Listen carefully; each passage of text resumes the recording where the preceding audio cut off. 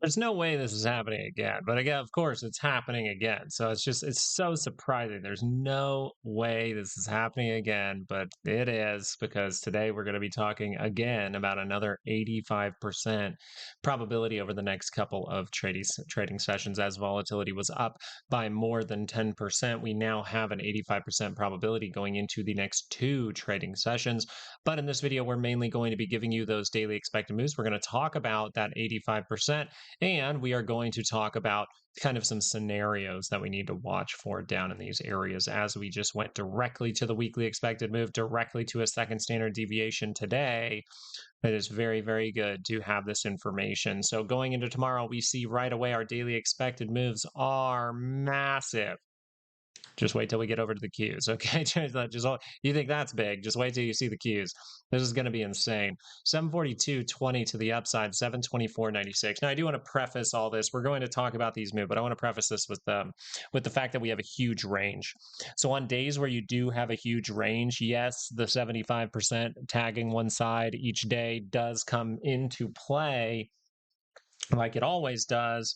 But if we don't see any kind of something to move the market, if we don't see some kind of speculative reason to jump back in or get out of stocks, something that market makers like to do on days like this is make everybody lose, right? Sit the dang thing flat for most of the day. So we will consider that, but also it is a big range, so you have to be ready to react when you do get confirmations or when your trade goes wrong and you're following your plan for if it goes wrong. So we will be watching that very carefully. Strictly speaking here, what are we really still talking about? We're really talking about, hey, can the daily curl up into positive territory, right? And we're looking for a daily pullback or, potential for that correction. We've talked about that, especially with IWM, which we're going to tackle in this video as well and get you daily moves for. The big deal here is, how do we see if this is very likely to turn up? Because if this curls up, then it's very likely that we can see a pretty equal move and even go test up in these areas or go make a new all-time high. So really paying attention to how this daily could curl up is pretty critical. And how do we do that? Well, on this channel, I talk about the 2-hour chart. I really like the 2-hour chart to see if some daily moves are going to give me some hints. The 2-hour chart might do that. So what we suggested and what we mainly talked about a lot during the live show this morning, make sure to join us. We won't have one tomorrow, unfortunately. My baby girl is getting her cast off finally. Woo! But next week, show up on Monday or turn those notifications on, because I told the chat and I'm telling you guys now, I'm going to try my best to nail down some time to come on to the live show, do another live show on Thursday or Friday. No promises, but we're going to do our best to get out there for you. So what we see here is we have to really analyze this 2-hour. Now, we did break this low, so a lower high is very worrisome, right? We see something like this. But did we see too much positivity here to where we can carve out a higher low? And the answer to that is yes. So the bullish case, I guess the bullish side here, we're technically in scenario number 2, is you're going right. Scenario number 1 was we sit in here, you make a divergence right in here, right with that gap, or you make a higher low. We did not ever make that higher low. If you go over to the 30-minute chart, you'll notice that we were never able to curl up this MACD at the bottom of your screen. We were never able to curl that up, suggesting this was a higher low, confirmed. So we fall through the floor a little bit. We go over to the 2-hour chart, and we notice that we are very deep on the 30-minute. We'll get that in a moment. But the 2-hour chart, well, if the 2-hour chart is going to be able to curl to the upside and go make some kind of new high, then it's imperative that you curl up that MACD down there. Pretty soon. I would say probably by Thursday, we want to be curling this thing to the upside. You have big data drops on Thursday. We went over that during the live show. Personal spending, personal income, GDP, those numbers are looking pretty big. And then on Friday, we will get a bit more. We'll talk about that in the next video. If the 2-hour is able to curl up, right, what curls around daily charts? Well, 2-hour divergences curl up daily charts, right? That can be a reversal, but a lot of the time you will also see a 2-hour higher low. And technically, if this would curl up in the next trading session or two, and you're still in this area, this would be considered somewhat of a higher low. Now, if you're able to curl up and fail, that is where you end up to the downside. If you're never able to curl this up, but instead you break through these lows, and then you're able to get that reaction from the 2 hour, you are going to be well negative on this MACD. And it's very likely at that point that we are going to start to go through some type of weekly correction, weekly pullback, like we've talked about plenty of times. If you're confused about that, make sure to hit that subscribe button, because we talk about the macro side, daily, weekly charts almost every single Saturday. And I would love to have you there, because keeping the macro side in mind, even if you're mainly watching shorter time frames, is a great thing. Let's pop over to the Qs to really talk about this further, because the Qs have a massive range and I want to give it to you guys. And we're still going to kind of consider all the things that we talked about on the SPY, but we're going to talk about these things on the Qs, because the Qs are a little bit different. 730.26 to the upside, 697.04 to the downside.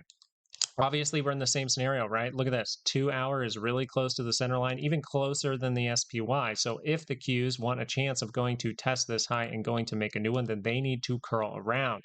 As of right now, this almost looks like some sort of trap. So we have to be prepared for that. But the way that this thing goes bullish is you just say, hey, we're going to carve this out right now, and we're going to go make that new high. And don't worry, even if we do that, we're very likely to come back for a little pullback into these areas. So we will be watching that, but if the 2 hour is able to curl up, the bulls can take over and you have a shot to test that high and go make a new one. As of tomorrow, though, man, what a massive, massive range. So we need to consider the 30-minute chart, right? If we have a massive range, we want to consider the 30-minute chart here. And does the 30-minute chart give us any hints on the SPY? No. Does it do it on the Qs? No, we don't have any hints from the 30-minute that this 2 hour chart can curl to the upside.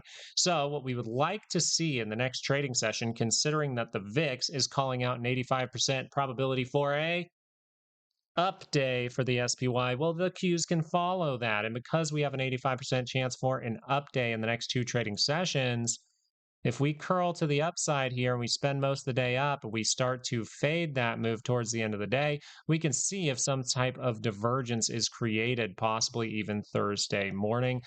We will consider that with this type of price action. Pretty much, you need to see some type of higher low above the 5-day moving average to suggest the 2 hour can curl up. You need to see some type of divergence to suggest that the 2 hour is going to reverse around. Because if neither of those things happen or they fail, then you are very likely going to, we don't make a divergence. We're very likely to head down even further, down to the second standard deviation for the week. So pretty much what we're discussing on the 30-minute says this. If the 2 hour curls up, the bulls can take over. If the 2 hour doesn't curl up, then we're probably going to go and test these lows. And that is where the market really will be at risk of continued rolling.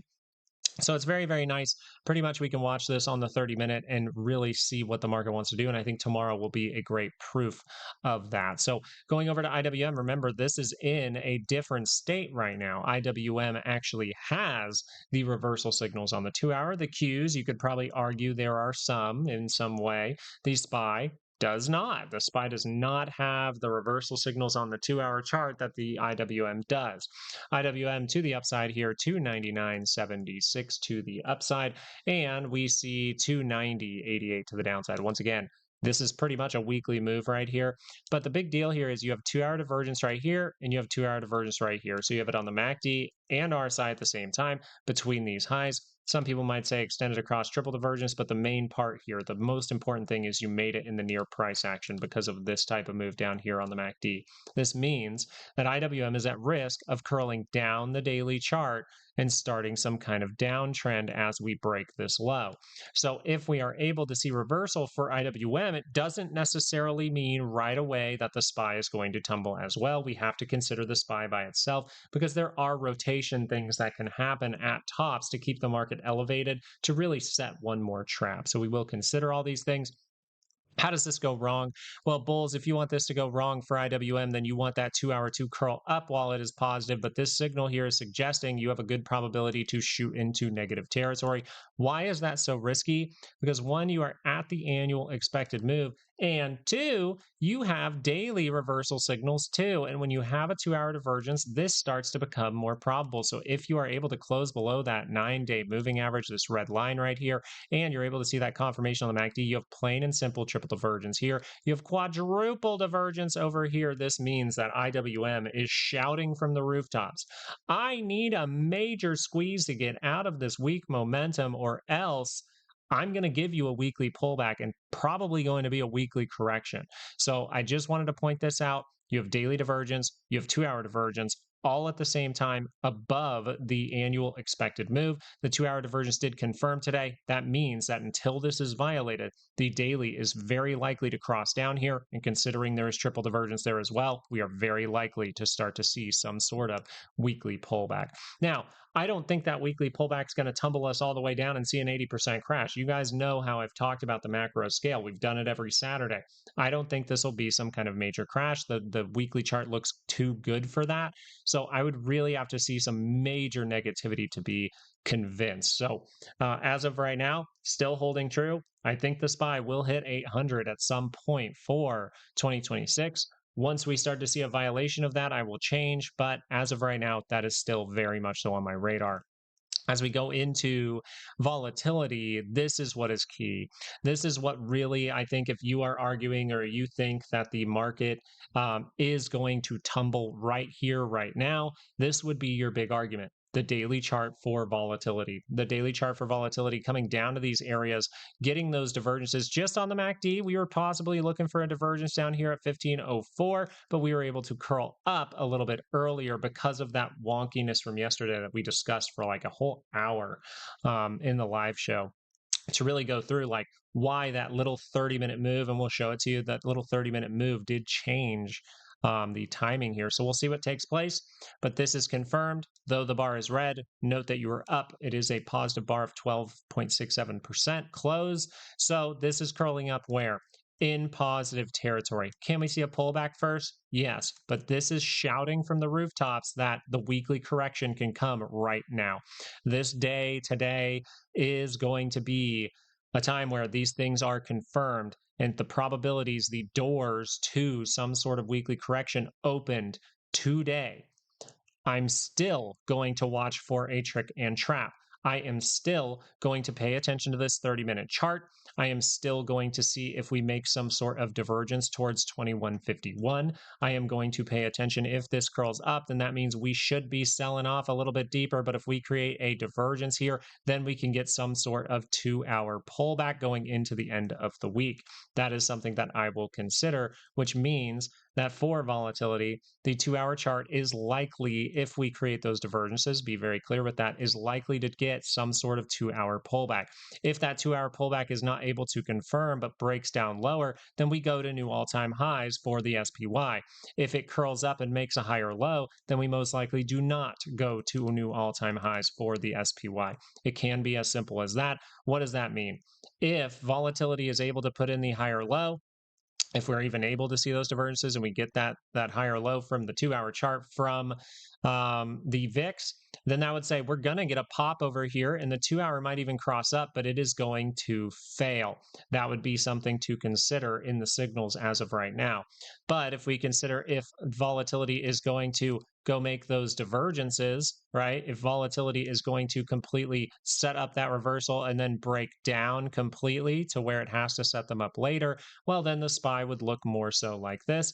We would get some type of squeeze to the upside, get some type of pullback, make one more move to the upside, and then we would actually set the next big trap here. And I am kind of leaning towards this, but that volatility signal confirming is a really, really rough game right now. It just shows you the risk of these times. I mean, you have reversal signals on IWM that are just confirming. You have divergences, simple divergences on the SPY and the Qs that are already confirmed. We're just seeing if one more trap comes in with a triple divergence like IWM.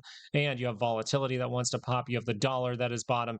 It is a very risky time, and I didn't even mention that the Qs are at their annual expected move and IWM's at their annual expected move. So I am expecting reversal signals here. I get reversal signals here, and I have extra data to tell me that this is as high as the market should go for 2026, at least within the 68% zone. So this tells me a lot about risk. It tells me do not sit there and take, bet the house on some bullish swing to the upside, because one failure means that we are tipping over. We need to squeeze to the upside to get rid of a lot of these signals. Hey guys, I just wanted to really touch base here today. I didn't have the most prep going into this video because I think we had a pretty good handle on it in the live show. I really appreciate you guys watching these videos. I'm glad that you were able to watch to the end. You have the course that's down in the description. If this will really genuinely help you out, and someone did ask for me to kind of show off what's in the the course. So I will put that together and show off during the live show next week, kind of some of the curriculum in there, some of the things that we do go over. If you're thinking about taking it, though, it will genuinely benefit you. From my heart to yours, it will benefit you in some way. You just have to make sure that you're able to fit the information to how you see money and how you like to trade. So, thank you so much. Have a great, great rest of your day. And I will hopefully do a live show on Thursday or Friday. So, keep those notifications on. Have a good one, guys. Peace out.